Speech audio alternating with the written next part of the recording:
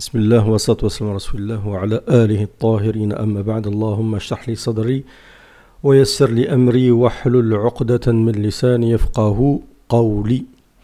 Donc hier j'ai fait une vidéo sur l'interprétation des rêves et donc ça n'avait plu beaucoup d'entre vous et beaucoup m'ont réclamé donc une autre vidéo sur l'interprétation des rêves.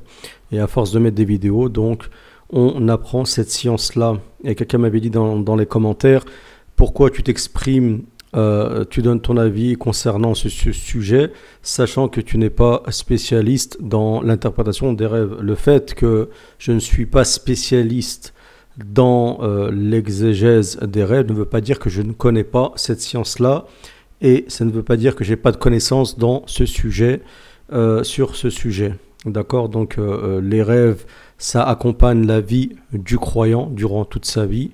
De surcroît, lorsque beaucoup de rêves sont prémonitoires, et à force, on a l'habitude. En plus, quand vous lisez de temps en temps l'interprétation des rêves d'Ibn Sirin, vous commencez à force à avoir quelques notions.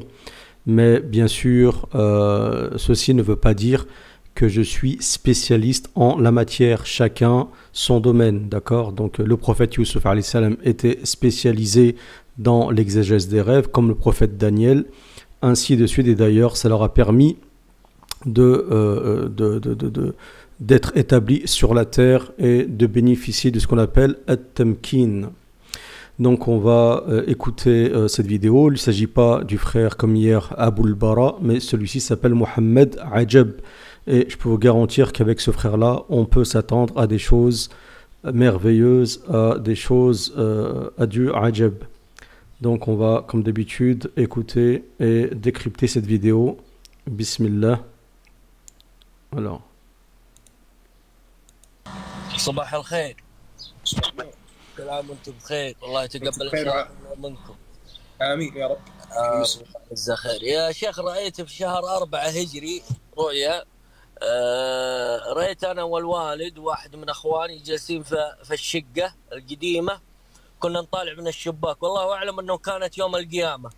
Donc il dit que c'était le 4e mois de l'Hégire, j'étais avec un de mes frères, avec mon père, nous étions assis donc dans l'ancien appartement et on regardait par la fenêtre. Et c'était comme si c'était le jour Al-Qiyamah, le jour dernier. يا طويل العمر والسلامة. رأيت ملك لا إله إلا الله، يعني حجمه يعني تحدى الأفق، شيء ما هو طبيعي. Il dit: j'ai vu un ange qui emplissait l'horizon, c'était quelque chose d'incroyable, quelque chose de pas normal, un ange immense. كان سبحان الله خلقته من نور. الحاصل إنه جاء القمر من جهة المغرب. من جهة المغرب. Donc il dit c'est l'ange est créé de lumière, et il dit que la lune donc est venue du Maghreb, donc de l'ouest et donc de l'occident.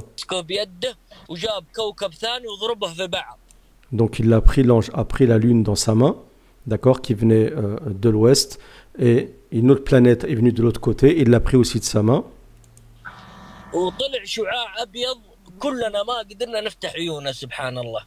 Et donc l'ange a entrechoqué donc la lune avec l'autre planète, et il y a une lumière intense qui émanait donc de cette collision. Il dit on pouvait même pas ouvrir nos yeux. Il dit ensuite il y a des comètes qui se sont donc abattues sur la terre. Et le rêve s'est terminé ainsi. Il a dit que beaucoup d'exégètes ont dit qu'ils ne pouvaient pas interpréter ce rêve.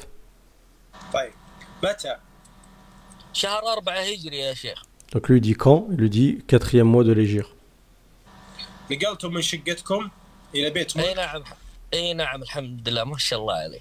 Il lui dit: est-ce que vous avez déménagé de votre ancienne demeure vers une maison dont vous avez la propriété, dont vous êtes propriétaire? Et le frère lui dit: ouais, subhanallah, mashallah, oui. Donc il lui donne une information déjà qui fait partie en réalité du raïb, d'accord, parce qu'il ne le connaît pas. أحد إخوانك متزوج وتوه جايه ولد؟ لا إله إلا الله. والله. Il lui dit: est-ce que tu as un de tes frères qui est marié et il n'y a pas longtemps qu'il a eu un enfant. Et le frère dit ouais, et il est étonné. Il est vraiment étonné que le frère lui donne de telles informations. الله يزيدك من وزوجته وزوجته ما تقرب لكم. لا اله الا الله. Il dit son épouse, à ton frère, elle n'est pas de votre famille, d'accord? Elle n'est pas proche, c'est pas une femme qui est proche de votre famille. اي والله صادق يا شيخ. ما شاء الله. Donc le frère il est étonné, il dit Mashallah, t'as raison, subhanallah. Et le frère est vraiment étonné. الله يتوب عليك. هذا تعبيرها. Il dit donc ça c'est l'explication de ton rêve. القمر والملك كوكب آخر يعني ما تقرب لكم كوكب آخر ما هو من طينتكم ولا هم من قرايبكم. Donc il dit l'ange et donc l'autre planète, ça veut dire que c'est pas quelqu'un qui vous est proche en fait. Elle n'est pas proche au niveau familial. والقيامة والشقة هذا يدل على انتقال من حال إلى حال من.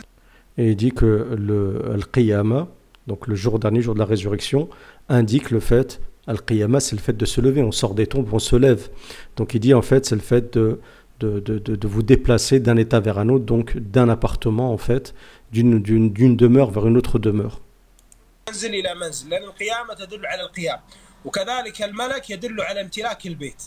Et il dit le malak, l'ange, indique aussi al-mulk, donc le fait de posséder quelque chose, d'accord? Donc al-imtilak, le fait de posséder, d'être propriétaire donc de quelque chose.